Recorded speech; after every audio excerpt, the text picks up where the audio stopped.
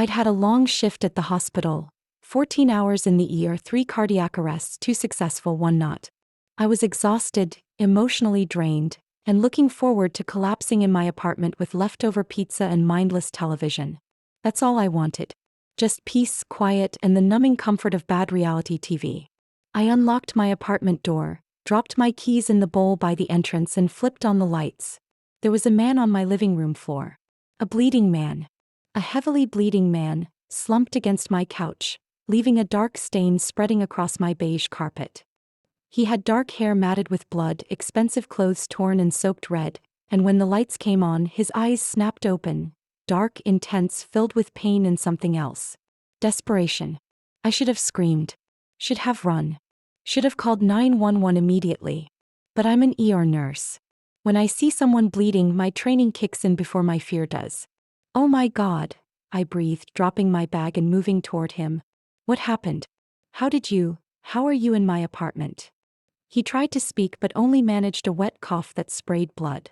His hand shot out with surprising strength, grabbing my wrist.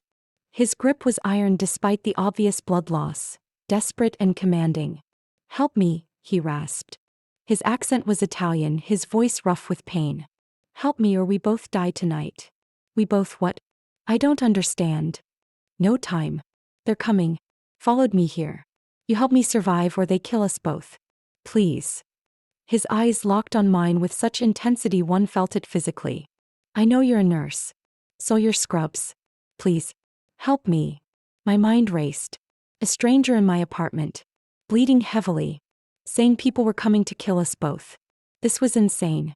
This was dangerous. This was exactly the situation you called the police for. But looking at his injuries, gunshot wound to the abdomen, another to the shoulder, possibly more I couldn't see, he'd be dead in minutes without treatment. And if what he said was true, if people were coming, how did you get in here? Picked the lock. Needed somewhere safe. Somewhere they wouldn't expect.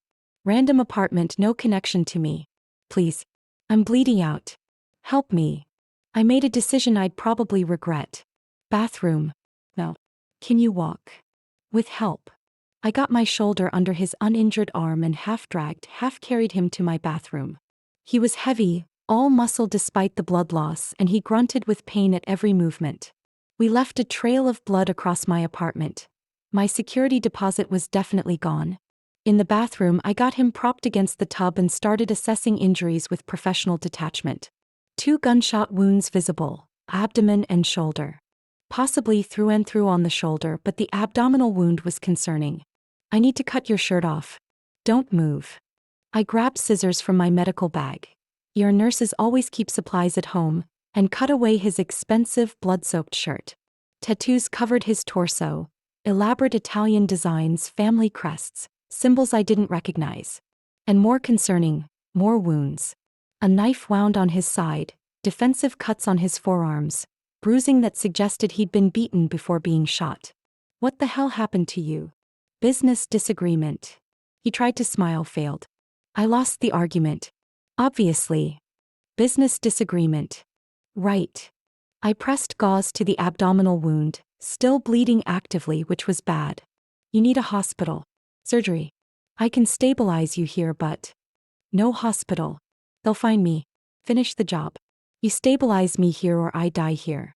Those are the options. That's insane. You could have internal bleeding, organ damage. Then fix it. You're a nurse. You've seen worse in the ER. Just fix it. Please. I had seen worse. Had seen people survive injuries that should have killed them. Had performed emergency procedures in hallways when trauma bays were full. I had the skills. The question was whether I had the supplies and whether I was crazy enough to treat a gunshot victim in my bathroom instead of calling 911.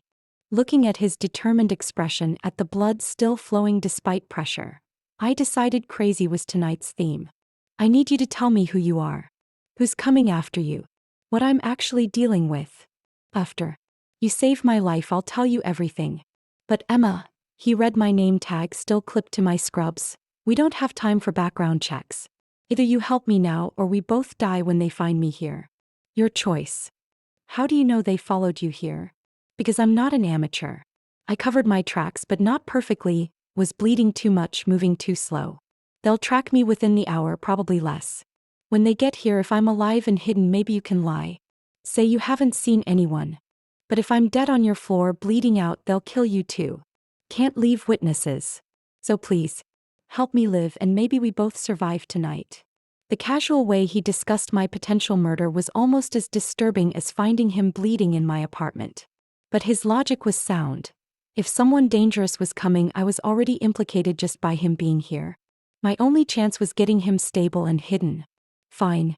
But after this, you owe me answers. All of them. Deal. Now please, the bleeding. I worked fast. Packed the abdominal wound with hemostatic gauze I kept in my emergency kit. Thank God for paranoid nursing habits. The shoulder wound was indeed through and through relatively clean. I flushed it, packed it, wrapped it. The knife wound was superficial, just needed cleaning and butterfly stitches. You're lucky, I said, working. If the abdominal shot had hit anything vital, you'd already be dead. As it is, you've probably got a through and through that missed major organs. You'll need imaging and proper surgery, but you might survive without it if we prevent infection and the bleeding stays controlled. See? You can fix me. I chose the right apartment. You chose randomly. You said so. Random but lucky. Very lucky. He was getting paler, shock setting in despite my treatment. Emma. That's a pretty name. You married? Boyfriend. Why does that matter? Matters if someone comes looking for you tonight. If they'll worry when you don't answer your phone. I live alone. No boyfriend, no family nearby. It's just me. Good. Better you than multiple people in danger. Emma, I need you to understand something. When they come, if they come, you can't tell them I'm here. Can't even hint at it. They'll torture you for information, kill you slowly if they think you're lying. You need to be convincing. My hands started shaking.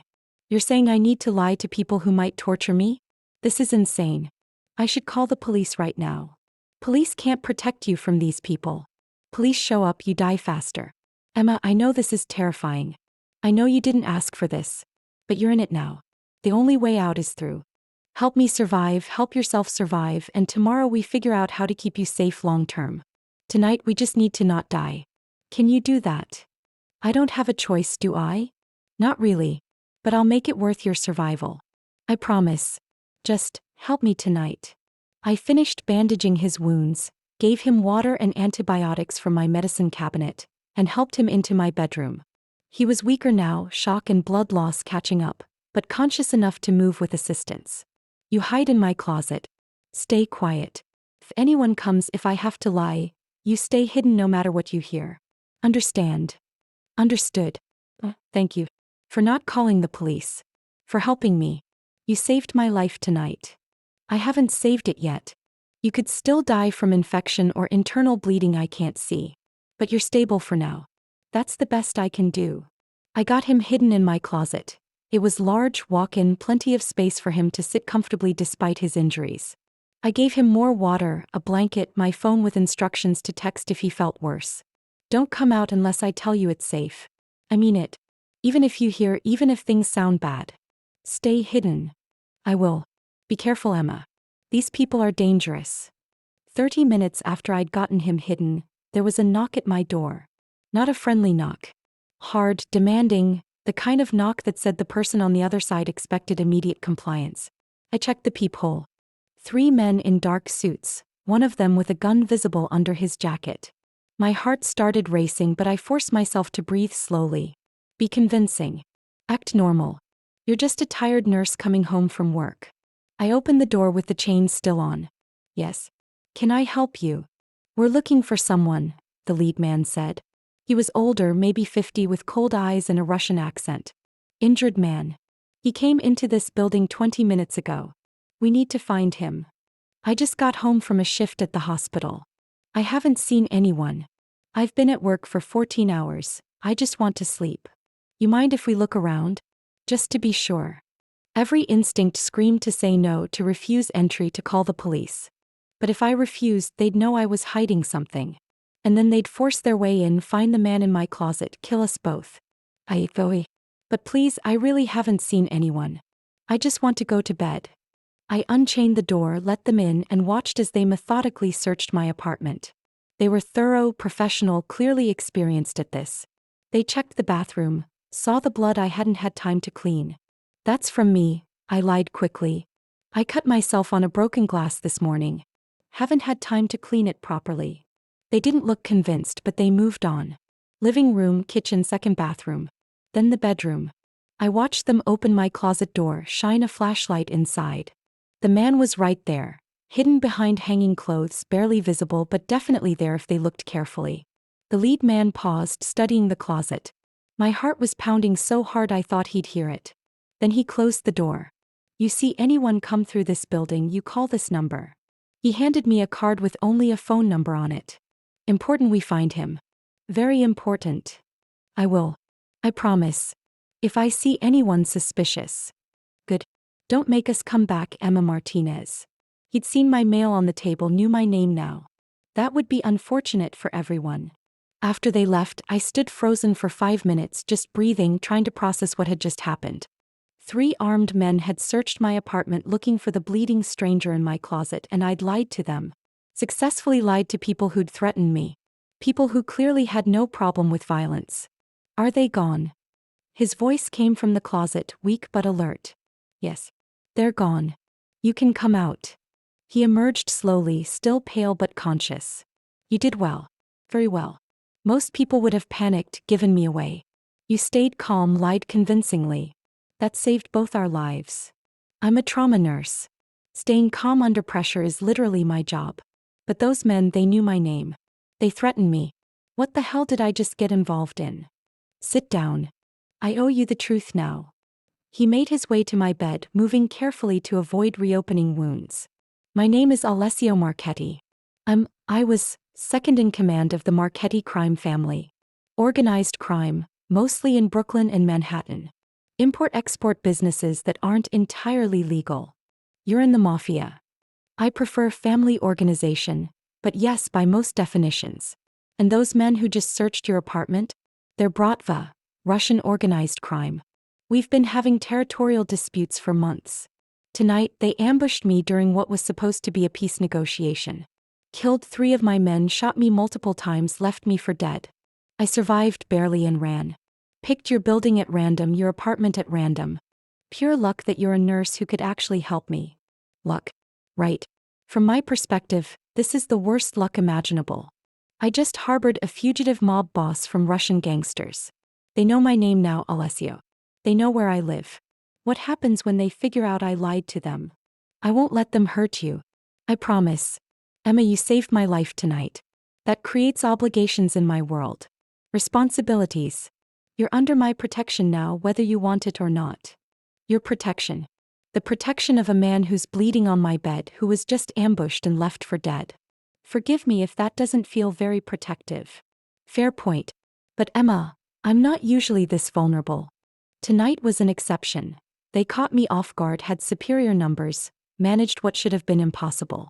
Under normal circumstances, I'm very good at keeping people safe. And I will keep you safe. Starting with getting us both out of this apartment before they come back. Come back. Why would they come back if they didn't find you? Because they're not stupid. They'll review security footage, see me entering the building. They'll narrow down which apartment, realize you lied. Could be hours, could be days, but they will come back. So we need to leave. Tonight. Get somewhere safe where I can recover and you can be protected properly. I have work tomorrow. A 12-hour shift. I can't just disappear. Call in sick. Family emergency. Whatever excuse makes sense. But Emma, you can't go to work like nothing happened. The Bratva will be watching your patterns, waiting for opportunities. You're not safe here anymore. The reality of that statement hit me like a physical blow. My apartment, my safe space, my home, wasn't safe anymore. Because I'd helped a stranger, saved his life like my training compelled me to, I was now in danger from Russian gangsters who'd kill me for lying to them. This is insane. Yesterday I was just a nurse living a normal life. Today I'm hiding a mob boss from Russians who want to kill me. How did this become my life? Bad luck. Good intentions. The collision of your world with mine. Oh, I'm sorry. Genuinely sorry that helping me has put you in danger. But I meant what I said, I'll protect you. You're my responsibility now. I don't want to be your responsibility. I want to go back to yesterday when the worst thing in my life was a 14-hour shift and leftover pizza. I know. But we can't go back.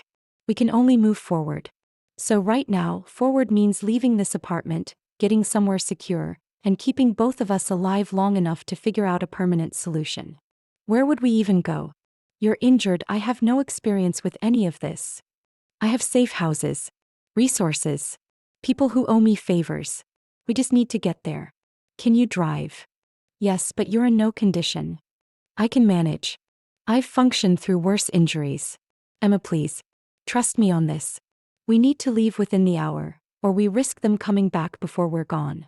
I looked at him, pale, injured, clearly in pain despite trying to hide it. Logic said I should refuse, should call the police, should let proper authorities handle this situation. But the men who'd searched my apartment hadn't seemed concerned about police. They'd threatened me openly, confident they could act with impunity. In their world, law enforcement was apparently irrelevant. 1 hour. I'll pack a bag, call in sick to work, and drive you wherever you need to go. But Alessio, after this, you need to fix this situation. Make me safe again. Get these people to leave me alone. Whatever it takes. Because I didn't sign up for this life. I will. I promise. You help me survive tonight, I'll ensure you're safe permanently. That's my word. I spent the next 45 minutes in controlled chaos. Called work and invented a family emergency. Which wasn't entirely a lie since I was currently dealing with an emergency involving a man I was apparently responsible for. Packed a bag with clothes, toiletries, my nursing supplies. Changed out of my scrubs into jeans and a sweater. And tried very hard not to think about the fact that I was fleeing my own apartment because of Russian gangsters. Alessio had changed too, into clothes from my closet that didn't fit perfectly but were better than his blood-soaked suit. He moved slowly, carefully, clearly still in significant pain. But he was functional, alert, already planning our exit strategy. We take your car. Leave from the parking garage, not the main entrance. They'll be watching the main entrance if they're smart.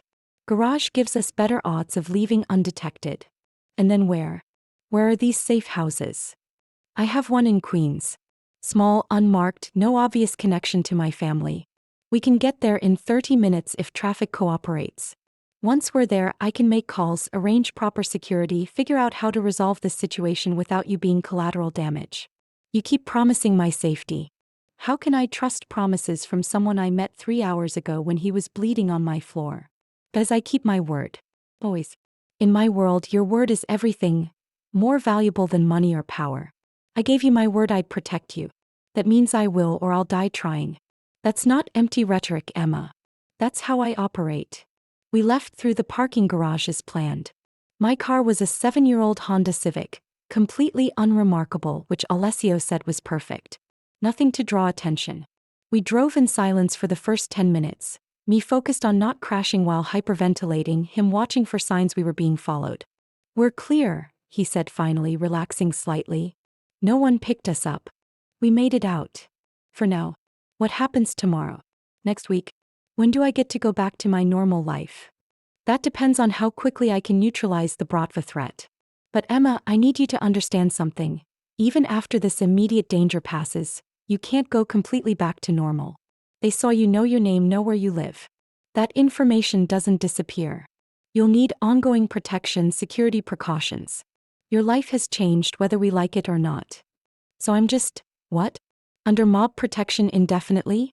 Living in fear because I made the mistake of helping someone. Not fear. Caution. And yes, under my protection. Is that ideal? No. But it's better than being dead, which is the alternative if the Bratva decides you're a loose end worth tying up. The safe house was exactly as advertised. Small, unremarkable, in a neighborhood where no one looked twice at strangers. Alessio unlocked it with keys he'd somehow had on him despite being ambushed. And we entered what looked like a completely normal apartment. Except for the weapons cabinet in the closet and the security monitors showing multiple camera angles of the building exterior. Make yourself comfortable, Alessio said, immediately moving to a bedroom and pulling out a secured phone. I need to make calls, arrange things. You should rest. It's been a hell of a night for you. Rest. Right. Because I can totally sleep after being threatened by Russian gangsters and fleeing my own apartment. Try. Please. You'll need your strength for whatever comes next. He disappeared into the bedroom to make his calls, and I collapsed onto the couch trying to process my new reality. 24 hours ago, I'd been a normal person with a normal life. Now I was hiding in a mob-safe house, under the protection of a man I'd found bleeding in my apartment, waiting to see if Russian organized crime would hunt me down for lying during a 2-minute conversation. How did this become my life? I must have dozed off from exhaustion because I woke to Alessio gently shaking my shoulder. He looked better, still pale but more alert, moving with less obvious pain. "I've made arrangements," he said. "Security team is on the way to watch this location. I've contacted my family, explained the situation. And I've reached out to intermediaries about negotiating with the Bratva. With luck, we can resolve this without further violence. And me? What happens to me in these arrangements? You stay here for now. Under guard, completely safe. I've arranged for someone to collect necessities from your apartment. They'll enter carefully, make sure it's not being watched. You'll have your things, your comfort items. And we wait while negotiations proceed." "How long?" "Days, possibly weeks. I'm sorry, Emma. I know this isn't what you wanted. But it's the safest option until we can guarantee the Bratva won't target you. So I'm a prisoner. A protected prisoner, but still a prisoner. You're a guest under security protection. It's not the same thing. It feels the same. I can't leave, can't go to work, can't live my life. That's imprisonment, Alessio. Just with nicer accommodations." He sat beside me on the couch and I could see genuine regret in his expression. "You're right. And I'm sorry. If I could undo this, take back bleeding into your apartment and dragging you into my world, I would. But I can't.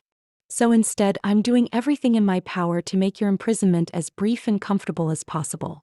It's not enough, but it's what I can offer." "Why did they ambush you tonight? What was the actual trigger for this violence?" "Territorial dispute.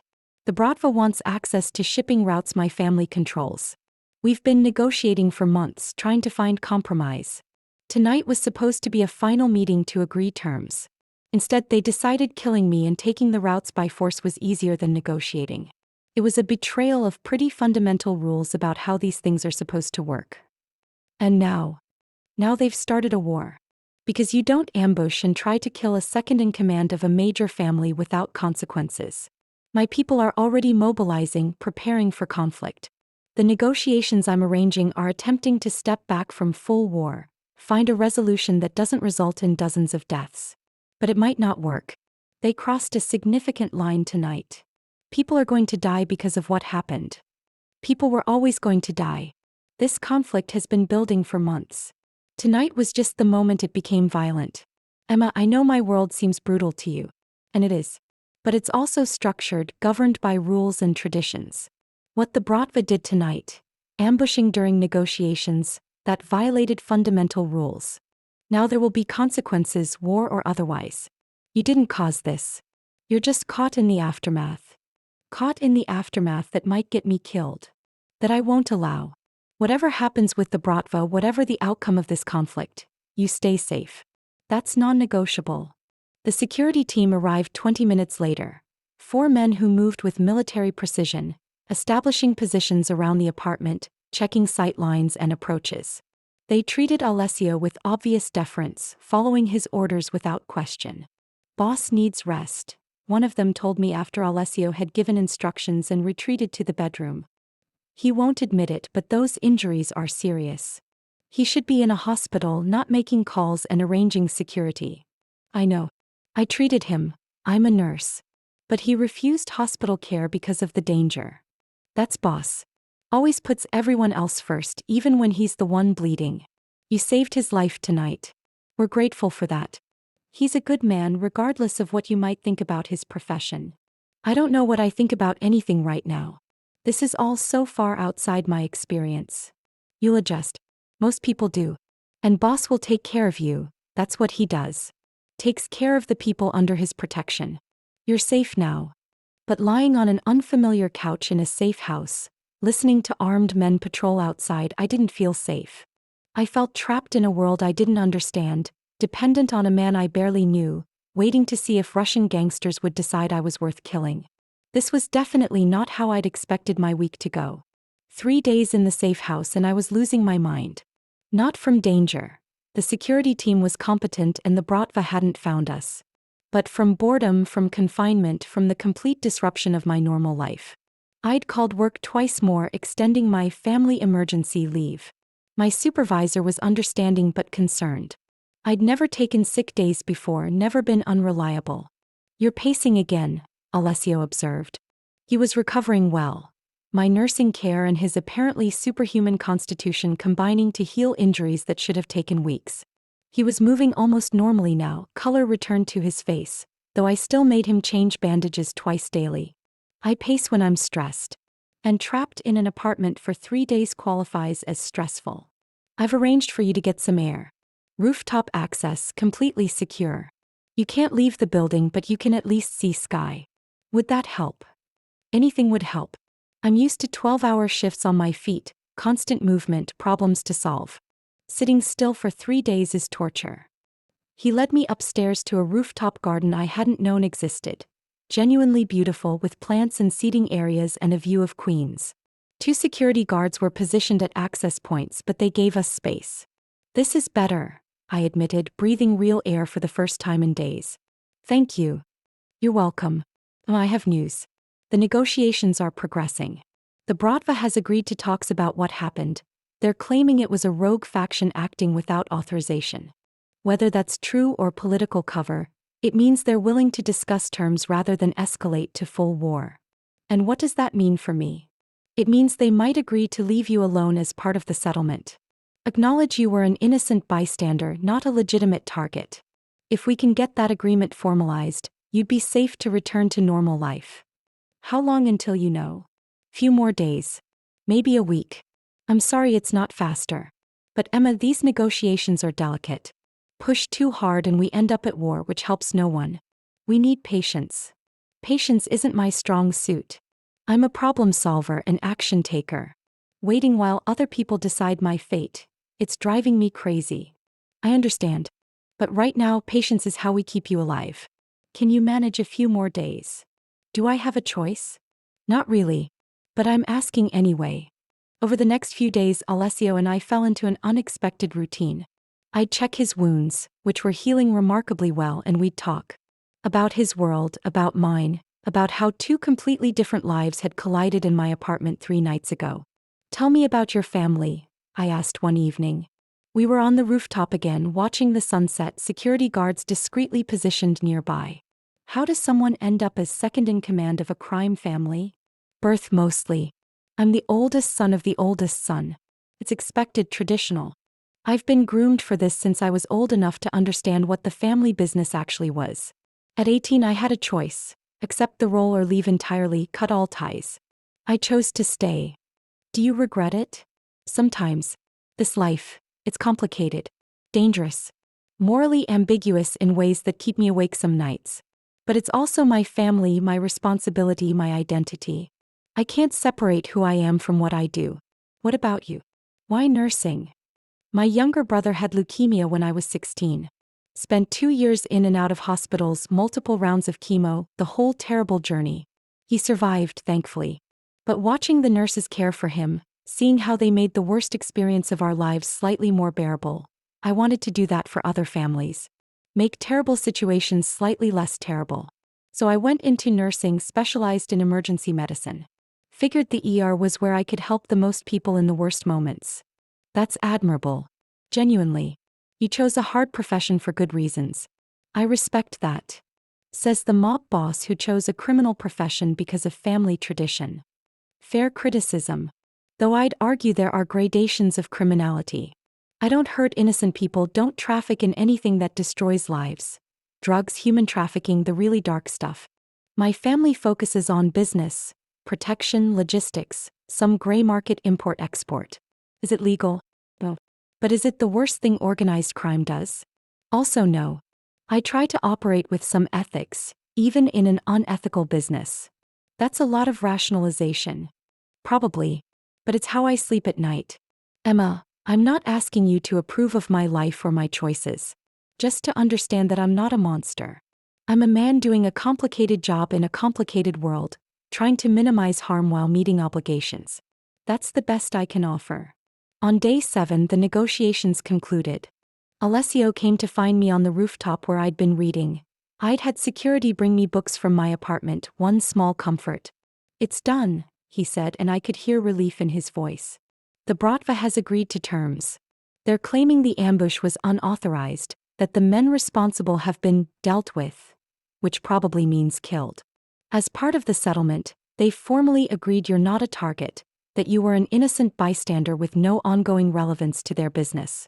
You're safe, Emma. Officially. I can go home. Back to my apartment, back to work? Yes and no. You can return to your life, but your apartment isn't safe long-term. Too many people know you live there, know your connection to me, however brief. I've arranged a different apartment. Same neighborhood, similar size, but secure. My people have already moved your belongings. You can return to work, resume normal life, but with some security precautions." Security precautions meaning what? Meaning you'll have a security detail. Discreet, not obvious, but present. Ensuring no one decides to violate the agreement and target you anyway. It's standard protection for people associated with my family. You're not a prisoner, just protected. There's a difference. Everyone keeps saying there's a difference. I'm not sure I believe it. Try it for a month. If you genuinely hate it, if you feel like a prisoner rather than protected, we'll discuss alternatives. But Emma, please, let me do this. Let me keep you safe after dragging you into danger. It's the least I can offer. The new apartment was nicer than my old one. Same neighborhood but better building, more space, updated appliances. My belongings had been moved carefully, arranged similarly to how I'd had them before. It was thoughtful, clearly an attempt to minimize disruption.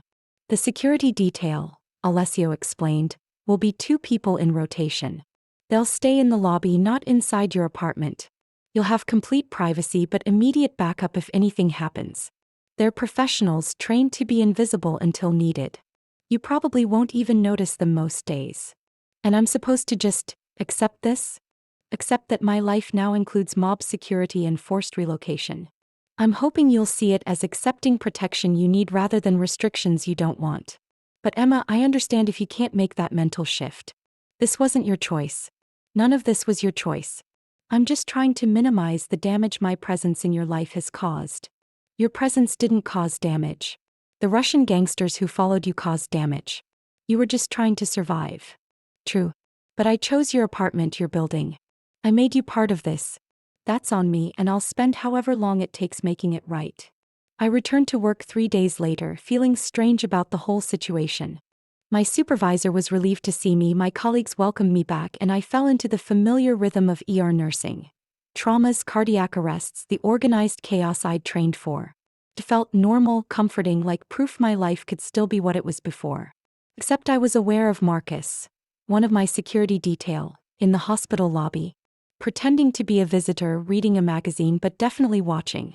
It felt invasive and protective simultaneously, this constant awareness that someone was ensuring my safety.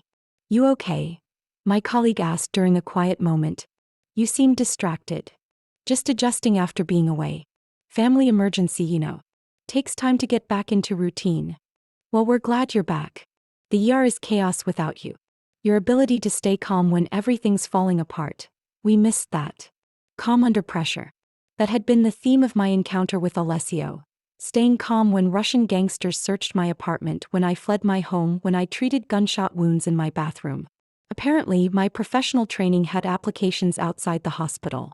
2 weeks after returning to normal life, Alessio showed up at my apartment.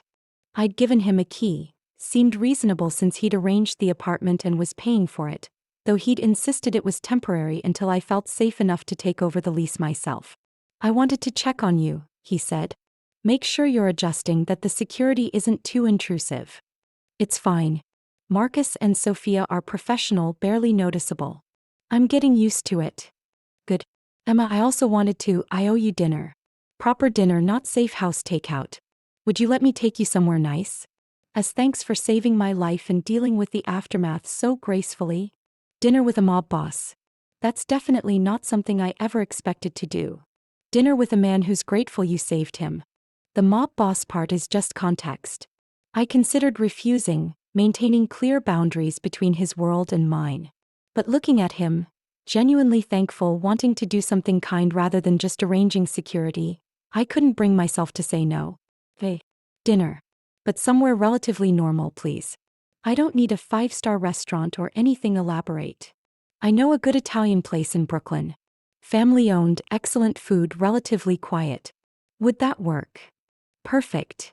The dinner was surprisingly pleasant.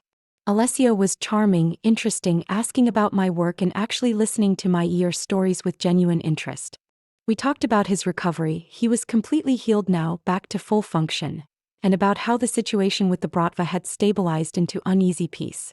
They're honoring the agreement, he said. No further incidents, no targeting you or anyone else involved. It's as resolved as these things get in my world. So I can stop looking over my shoulder? You can relax at least. Though I'd suggest keeping the security detail for a few more months. Just to be certain. But Emma, you're safe now. That threat is over. What about you? Are you safe? Back to being second in command of a crime family. Back to business as usual. With some adjustments, better security protocols, different negotiation approaches. We learned from what happened. And he hesitated, I'm reassessing some things. About what I want my role to be, how I want to operate. Nearly dying makes you reconsider priorities. What priorities are you reconsidering? Whether I want to spend my life in constant danger, living by rules I inherited rather than chose. Whether there might be ways to transition our family operations toward more legitimate business. It's complicated, probably years in the making if it happens at all. But I'm thinking about it, which is more than I was doing before. I'm glad. Not that you nearly died, but that you're thinking about change. Everyone deserves the chance to be something other than what they were born to be. Even mob bosses? Especially mob bosses. You're clearly intelligent, capable, strategic. Those skills work in legitimate business too. You don't have to be what your family expects. You sound like my younger brother. He got out, went completely legitimate, owns a restaurant chain now, completely clean operations. He keeps trying to convince me to follow his path. Maybe he's right. Maybe after nearly dying in your apartment, it's time to listen. Over the next 3 months, Alessio and I developed an unlikely friendship. He'd stop by my apartment occasionally, we'd have dinner once a week, he'd check that I was adjusting well to my protected life. It was strange but comfortable, this connection between two people from completely different worlds. You've changed, my colleague observed one day at work. You seem, I don't know, more confident? More sure of yourself. I dealt with a difficult situation recently. Came out the other side. I guess it shifted something. Well, whatever happened, it's good. You were always competent, but now you're confident too. That's a powerful combination. 6 months after finding Alessio bleeding in my apartment, he showed up at my door looking nervous. Unusual for someone normally so controlled. I need to tell you something, he said. And it might ruin our friendship, but I can't keep it to myself anymore. Hey, what is it? I've developed feelings for you. Real feelings, not just gratitude for saving my life. Emma, over these past 6 months of dinners and conversations and getting to know you, I've fallen for you. And I know that's complicated, I know I'm the last person you should be involved with. But I needed you to know. Needed to be honest about what I'm feeling. I stared at him, trying to process what he'd just said. Alessio Marchetti, second in command of a crime family, the man I'd found bleeding in my apartment 6 months ago, had just confessed he had feelings for me. I don't know what to say. You don't have to say anything. I'm not expecting you to return these feelings or change anything about our friendship. I just couldn't keep pretending I only see you as someone I'm protecting. You've become more than that. Much more. Alessio, you're a mob boss. I'm an ER nurse. We live in completely different worlds. How could this possibly work? I don't know. Maybe it can't. But Emma, I've spent 6 months trying to talk myself out of these feelings. Telling myself you deserve someone normal. Someone who doesn't come with security details and territorial disputes and constant danger. But I can't stop caring about you. Can't stop wanting to be around you, wanting to know about your day, wanting to make you laugh. That's not going away just because it's inconvenient. This is insane. 6 months ago you were bleeding on my floor. Now you're telling me you love me. I'm telling you I've fallen for you. Love is. That's a bigger word, one I'm not sure I'm ready to use yet. But feelings, absolutely. Real, genuine, complicated feelings that won't disappear no matter how much I try to rationalize them away. I sat down, needing a moment to think. Did I have feelings for Alessio? I'd spent 6 months telling myself I didn't, that he was just someone I'd helped who'd become a friend. But looking at him now, nervous, vulnerable, so different from the controlled mob boss persona, I couldn't deny there was something there. Something that had been growing despite my best efforts to prevent it. I have feelings too, I admitted. I've been ignoring them, pretending they didn't exist. Because you're right, this is complicated and probably a terrible idea. But Alessio, I care about you. More than I should, more than makes sense. And I don't know what to do with that. We could try. Just see where this goes. Date properly instead of our weird friendship dinners. Be honest about what we're feeling instead of pretending we're just grateful acquaintances. Would you be willing to try? Dating a mob boss. My mother would have had a heart attack. My family will probably have several heart attacks. Dating outside the organization is frowned upon. But Emma, I don't care what my family thinks. I care what you think. What you want. If you're willing to try this despite all the complications, so am I. One condition. You keep working on that legitimate business transition you mentioned. I can't date someone actively running criminal operations. But if you're genuinely trying to change, trying to move towards something legal, I can work with that. Deal. I've already started the process. Talking to my brother about his transition, consulting with lawyers about restructuring our operations. It'll take years, but I'm committed. Emma, you make me want to be better than I am. That's worth the effort. We started dating properly after that conversation. It was strange at first. Navigating the line between protection and relationship, between his dangerous world and my normal one. But Alessio was attentive, thoughtful, genuinely trying to keep his business separate from our personal life. Tell me about your worst day at work, he'd ask over dinner. The one that made you question if you could keep being a nurse. Last month. 7-year-old girl, car accident. We worked on her for 40 minutes. I did everything right, textbook resuscitation, but she didn't make it. Had to tell her parents we'd lost her. That's the worst part of emergency medicine, when you do everything perfectly and it's still not enough. How do you cope with that? With losing patience despite your best efforts. You learn to compartmentalize. To understand that sometimes the injuries are too severe, the damage too extensive. You did your best and that has to be enough. But those cases, they stay with you. You remember every detail, wonder if there was something different you could have tried. You're remarkable, you know that? Most people couldn't handle that emotional weight. But you do it every shift, save lives regularly, and somehow maintain empathy instead of becoming numb. That's extraordinary. Says the man who runs criminal operations while trying to minimize harm. You're not exactly typical either. We're both trying to do good in complicated circumstances. Maybe that's why this works. We understand each other's moral compromises. 8 months into our relationship, Alessio introduced me to his family. It was terrifying, meeting the people who ran a criminal organization, knowing they probably disapproved of their second-in-command dating an outsider. But his brother Marco was welcoming, genuinely happy to see Alessio with someone who made him smile. He's different since meeting you, Marco told me privately. More human, less consumed by business. That's good for him. Good for all of us, honestly. He needed something outside this world. He's working on transitioning to legitimate business. Did he tell you? He's been consulting with me constantly. I've been guiding him through it. It took me 3 years to fully transition my operations and I had fewer complications than he will. But yes, he's serious about it. That's also because of you. You've given him a reason to want something different. His father was less welcoming, clearly disapproving of the relationship, concerned about security implications of Alessio dating someone outside the organization. But even he acknowledged that Alessio seemed happier, more engaged with life rather than just going through motions. You make my son happy, his father said grudgingly. That counts for something. But Emma, understand, if you hurt him, if you betray this family's trust, there will be consequences. We protect our own. I understand. And I won't betray anyone's trust. I care about Alessio too much for that. 1 year after finding him bleeding in my apartment, Alessio proposed.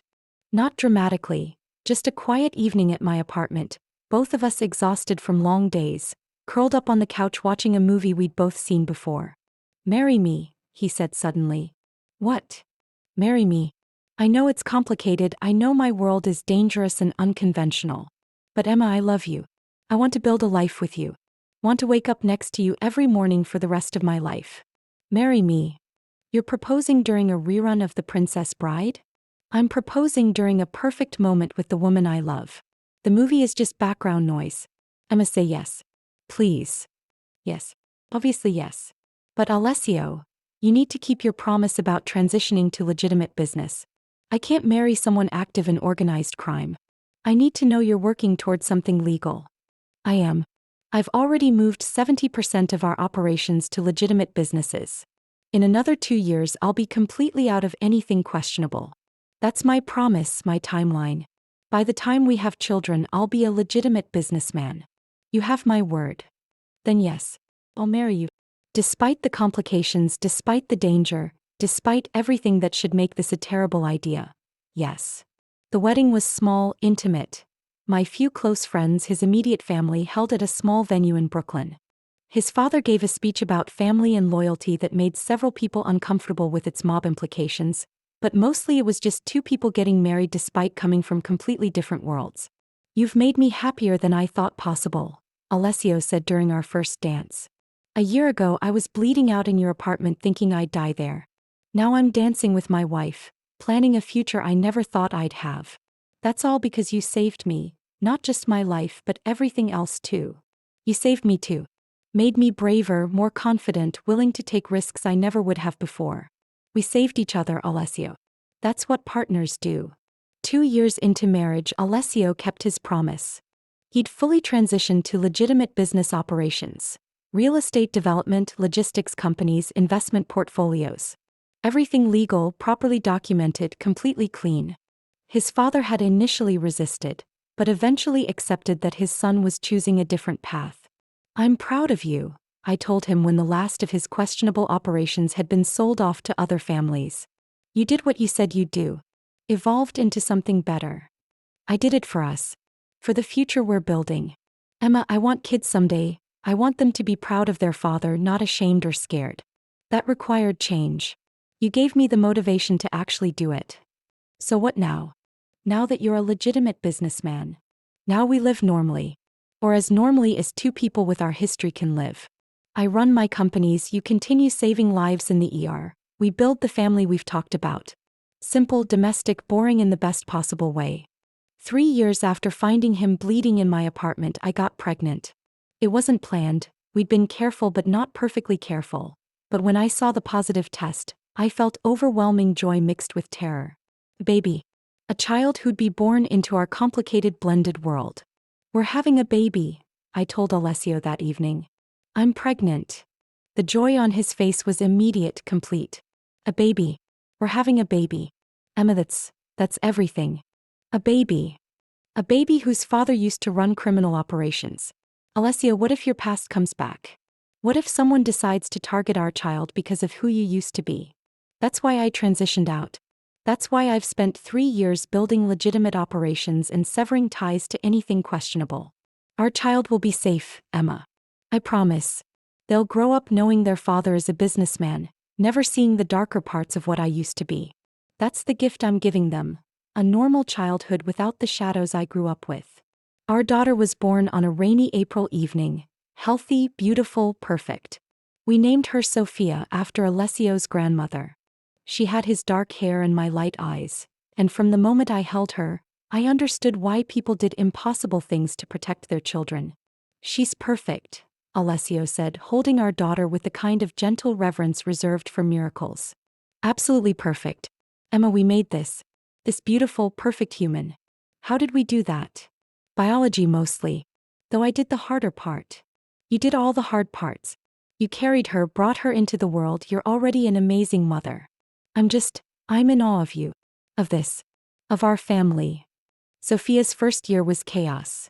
Sleepless nights, constant feedings, the overwhelming responsibility of keeping a tiny human alive. But it was also joy, watching her grow and develop. Seeing Alessio transform into a devoted father who changed diapers and sang lullabies and was completely absorbed in parenthood. You're good at this, I observed one evening. He was rocking Sophia to sleep, singing softly in Italian, completely focused on our daughter. Better than I expected a former mob boss would be at baby care. I told you, I'm not just a former mob boss. I'm a father, a husband, a man trying to be worthy of his family. This, he gestured to Sophia, this is what matters. Not the business, not my past. Just this. Our family. 5 years after finding him bleeding in my apartment, I stood in our house looking at how far we'd come. Alessio ran 3 successful companies, all legitimate, all profitable. I'd moved to a less demanding position at the hospital, wanting more time with Sophia. We had a beautiful home in a safe neighborhood, security precautions that were now just normal routine rather than intrusive protection.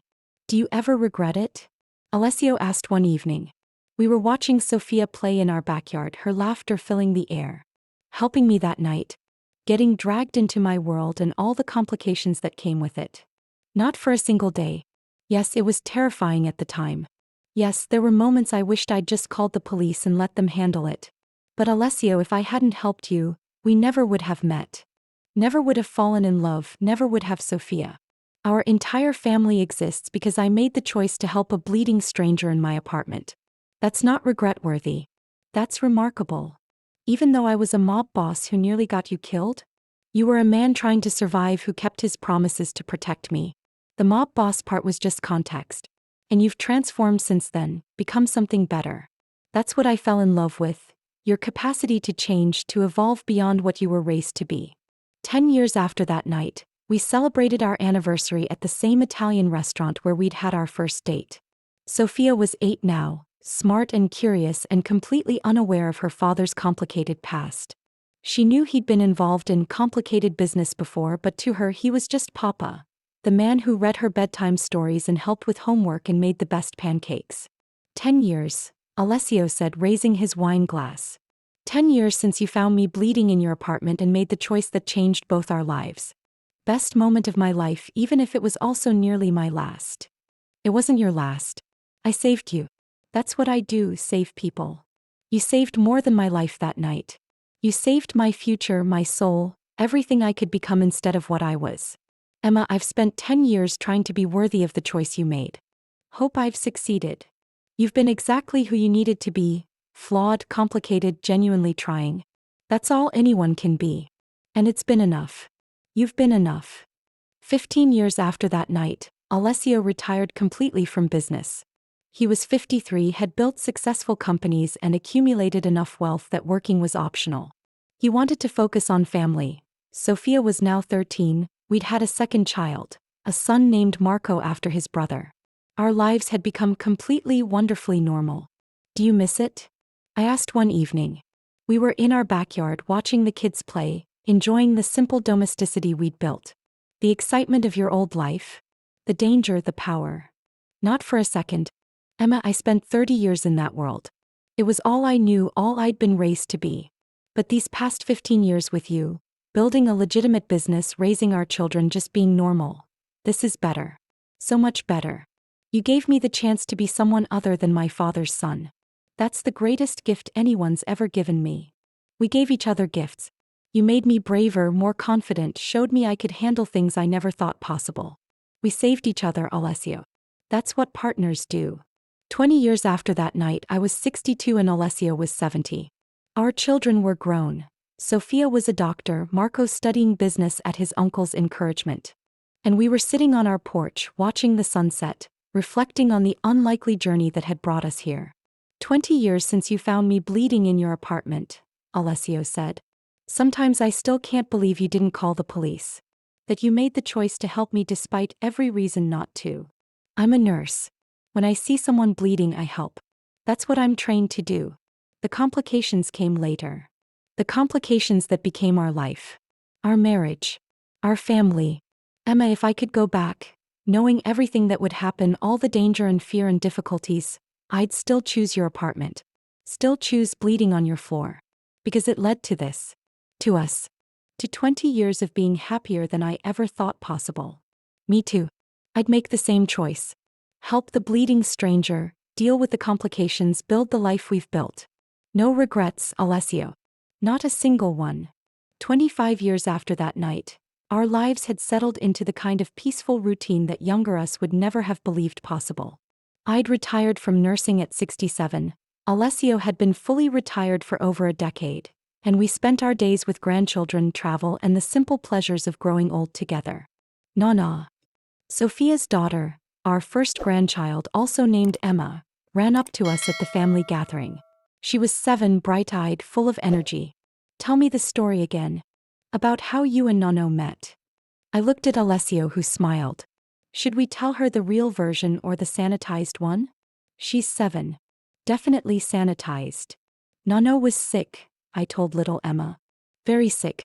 And I'm a nurse, so I helped him get better. That's how we met.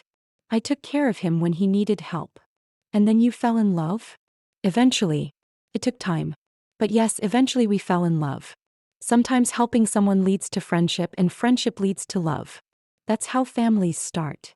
That's romantic, she decided. When I grow up, I want to meet someone by helping them too. After she ran off to play with her cousins, Sophia sat beside us. She's obsessed with your love story. Keeps asking me to tell her how you met. I give her the sanitized version, obviously. Papa was in trouble, Mama helped him. But she's getting old enough to ask more detailed questions. What will you tell her when she's older? Alessio asked. When she can handle the real story? The truth. That you were in the mafia. That Mama found you bleeding in her apartment, that Russian gangsters threatened her. But also that you changed, that you became something better. The whole complicated truth, not just the easy parts. You think she'll understand? Except that her grandfather used to be a criminal. I think she'll understand that people can change. That circumstances don't define us forever. Papa, you've been a legitimate businessman for 30 years. You've been an amazing father and grandfather. Your past doesn't erase that. It just makes your transformation more impressive. Marco arrived with his family shortly after. His wife Elena and their 3 children. Our house was suddenly full of noise and laughter. 3 generations gathered for Sunday dinner, a tradition we'd maintained for years. This is what I always wanted, Alessio said quietly, watching our children and grandchildren interact. A real family. Normal, loud, chaotic in the best way. When I was younger, running operations, living dangerously, I never thought I'd have this. Then Emma saved my life and everything changed. I didn't just save your life. I gave you a reason to want something different. But you did the hard work of changing. That was all you. We changed each other. Made each other better. That's what the best partnerships do. During dinner, Marco asked about the foundation we'd started 5 years ago. A non-profit providing emergency medical care to underserved communities. It was funded by Alessio's legitimate business success and run by former nurses I'd recruited. We'd helped thousands of families, provided care to people who couldn't access traditional healthcare. The foundation's expanding to 3 new neighborhoods next year, I told him. We're hiring more nurses, more EMTs, setting up mobile clinics. The need is enormous. That's remarkable, Mama. You're still saving people, just on a larger scale now. Papa's money doing actual good in the world instead of... He stopped, glancing at the children. Instead of what it used to do, Alessio finished. It's okay, Marco. I know my past wasn't admirable. But Emma's turned that money into something meaningful. That's redemption in its way. Using resources from a questionable past to build a better future. Later, after dinner, after the grandchildren had been taken home and it was just Sophia and Marco with us, the conversation turned more serious. Papa, I need to tell you something, Marco said. Someone approached me last week. One of the families you used to work with. They're having territorial issues, asked if I could reach out to you for advice. I told them you were retired, completely out of that life. But they were persistent. Alessio's expression darkened. Which family? The Russos. They're dealing with the same Bratva organization you had trouble with 30 years ago. Apparently, the conflict never fully resolved and now it's escalating again. They want your insights on how to handle it. Tell them I can't help. I've been out for 30 years. Whatever advice I could offer is outdated, irrelevant. I'm a retired businessman now, not someone who handles territorial disputes. I told them that. But Papa, they're not going to stop asking. Your reputation from before, your success in transitioning out while maintaining relationships. Other families see you as someone who balanced both worlds. They want that wisdom. They want legitimacy from someone who used to be like them. But I can't give that. Emma, what do you think? Should I meet with them? Offer advice that might prevent violence? I considered the question carefully. If you can prevent people from dying, from families being destroyed, That's worth consideration. But Alessio, you can't get pulled back into that world. You've been out for 30 years.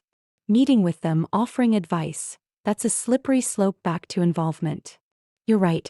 Marco, tell them I'm flattered, but I can't help. My knowledge is 30 years outdated and I'm committed to staying completely separate from that life. Suggest they find conflict resolution specialists, legitimate consultants who handle these things. I'm not their answer. After our children left, Alessio and I sat on our porch watching the stars. Do you think I made the right choice? Refusing to help. Yes. You've built a new life, a legitimate life. Going back, even just for advice, that compromises everything you've worked for. Let someone else handle their territorial disputes. I remember being in their position. Desperate for guidance, for someone who understood the complexities.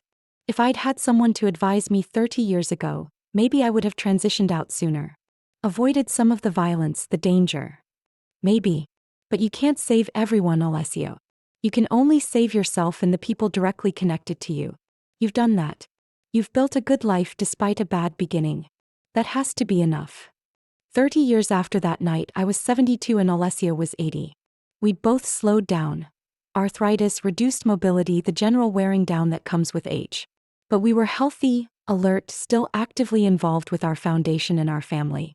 30 years, Alessio said one evening. We were in bed, both reading, comfortable in the silence that comes from decades together. 30 years since I bled on your apartment floor and you made the choice that saved us both. Emma, I've had a good life. Better than I deserved. That's all because of you. We've had a good life together. But Alessio, I need to ask, do you have regrets?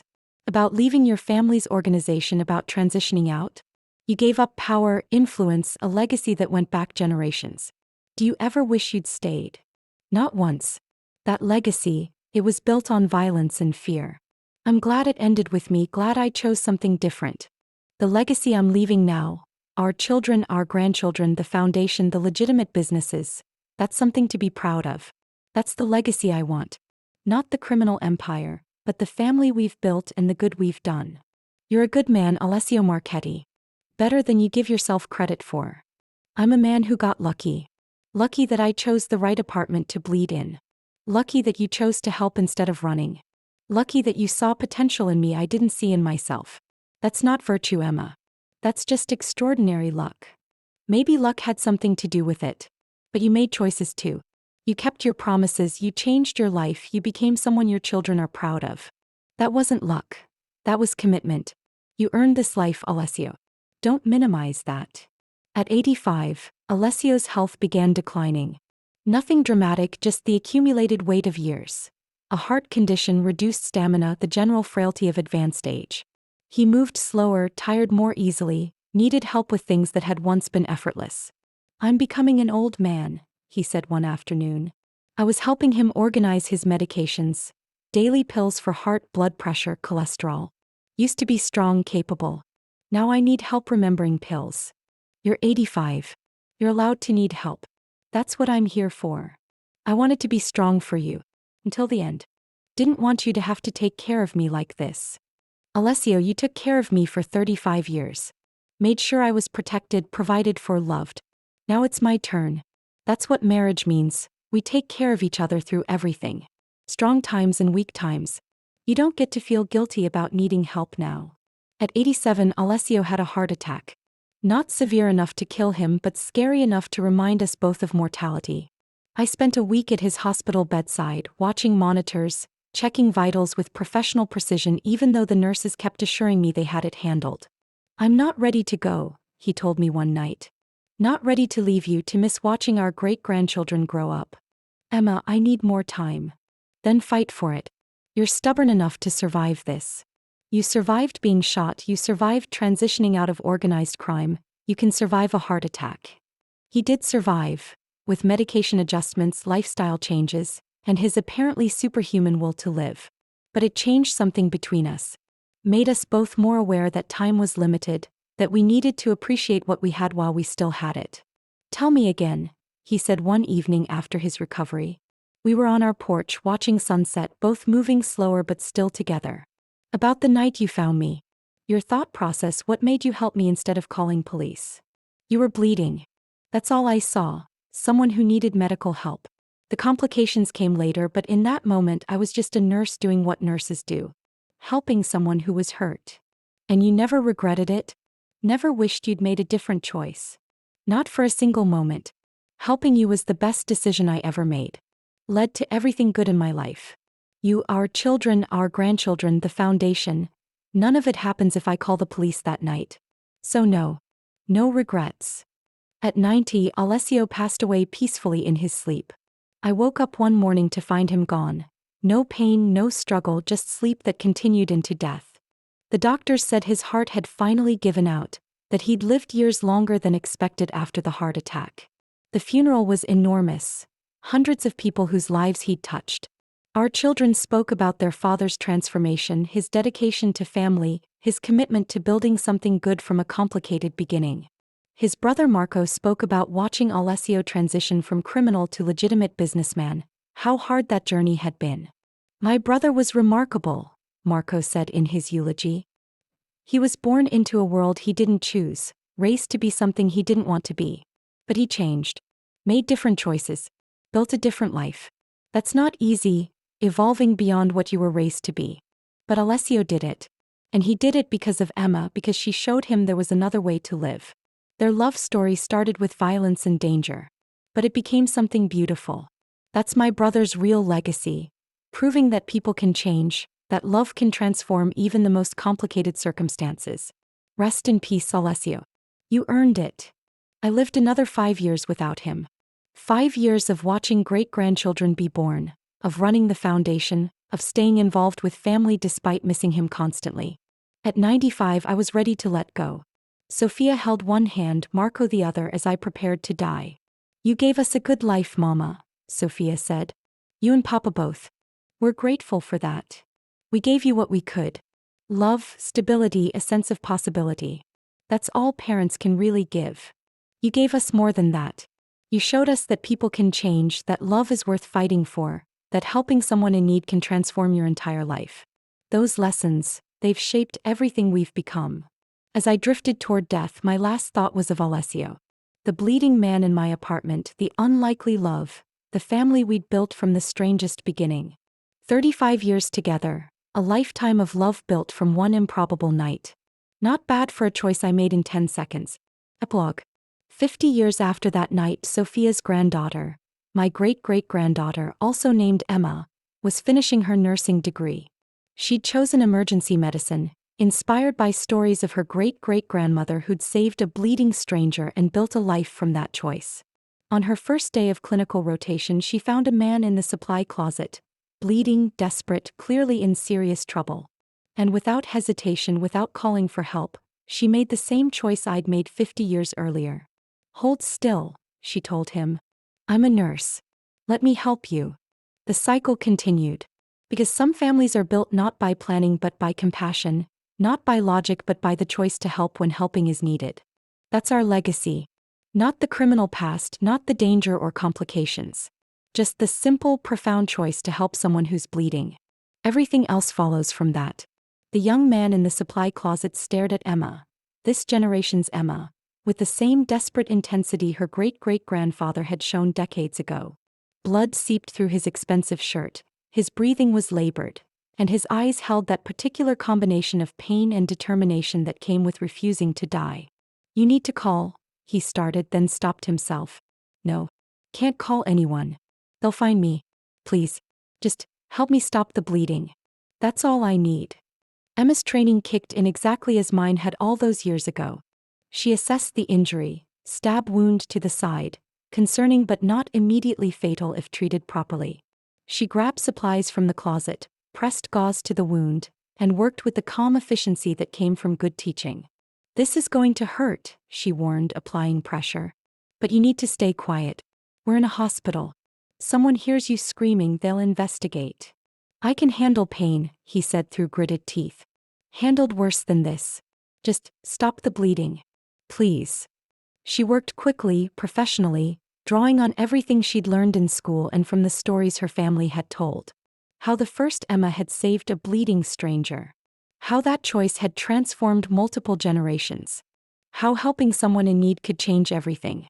You need proper medical care, she said after stabilizing the wound. This is temporary. You could have internal injuries I can't see. Can't risk a hospital. People are looking for me. If I show up with a stab wound, questions get asked. Bad questions. I just needed someone to keep me from bleeding out until I can get somewhere safe. Who are you? What happened to you? Better you don't know. Better you maintain plausible deniability. Just thank you for helping me. You saved my life. It's what I do.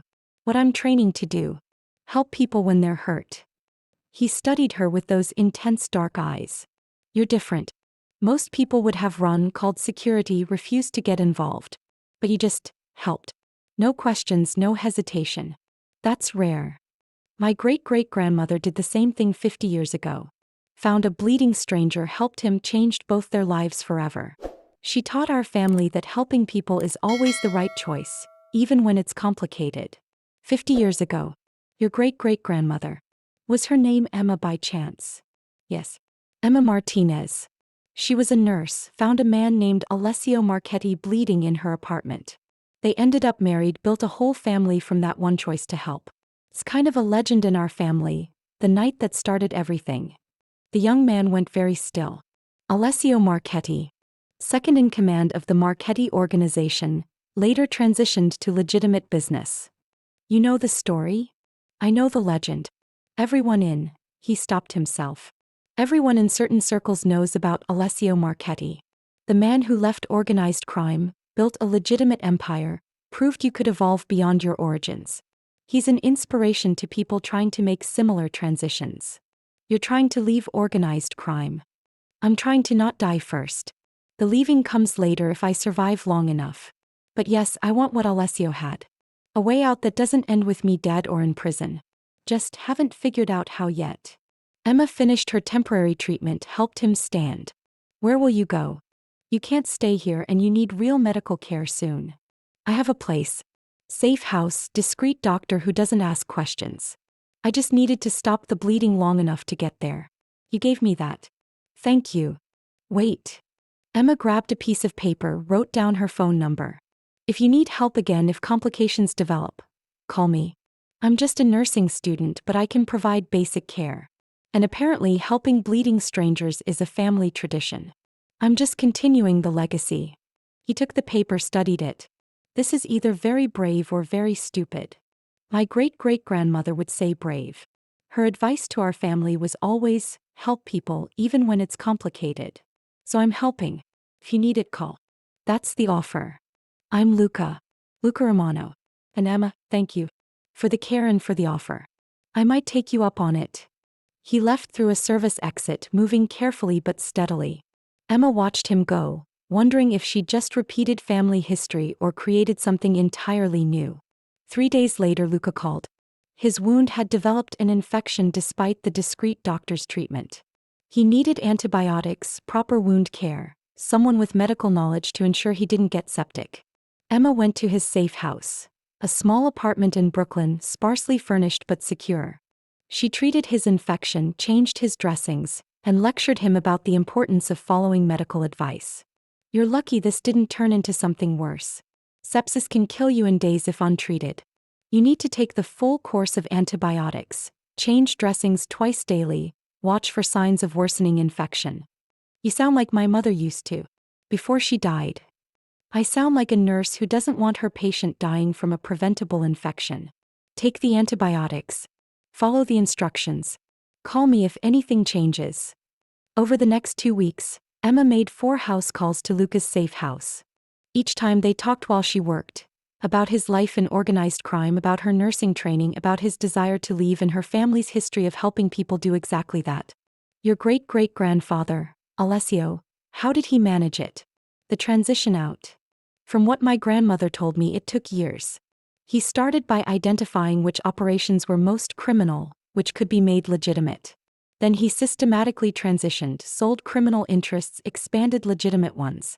Had help from his brother who'd already made the transition. And he had motivation, my great-great-grandmother Emma. He wanted to be someone she could be proud of, someone their children wouldn't be ashamed of. Love gave him the reason to change. So I need to fall in love with a nurse. That's the secret. I don't think it's that simple. But having someone who believes you can be better than you are, that helps. Alessio always said Emma saw potential in him he didn't see in himself. That made him want to live up to it. Do you see potential in me? Or am I just a patient you're treating? Emma considered the question. Luca was intelligent, clearly trying to be more than his circumstances. He asked good questions, seemed genuinely interested in her family's story, showed vulnerability that suggested depth beyond the criminal surface. I see someone trying. Whether you succeed or not, that's up to you. But you're asking the right questions, you're thinking about change. That's a start. 6 weeks after finding him in the supply closet, Luca was fully healed. He insisted on taking Emma to dinner as thanks. The same Italian restaurant where Alessio and the first Emma had their first date. It had stayed in business across 50 years, still serving the same excellent food. Is this weird? Emma asked over pasta. Having dinner with a man who's still technically in organized crime? Probably. But your great-great-grandmother did the same thing. Dated Alessio before he fully transitioned out. Sometimes you have to take people where they are, not where you wish they were. Alessio was already trying to change when they started dating. Are you actually trying? Or just thinking about it? I'm trying. I've already started moving money into legitimate investments, consulting with lawyers about business structures. It's slow, but it's happening.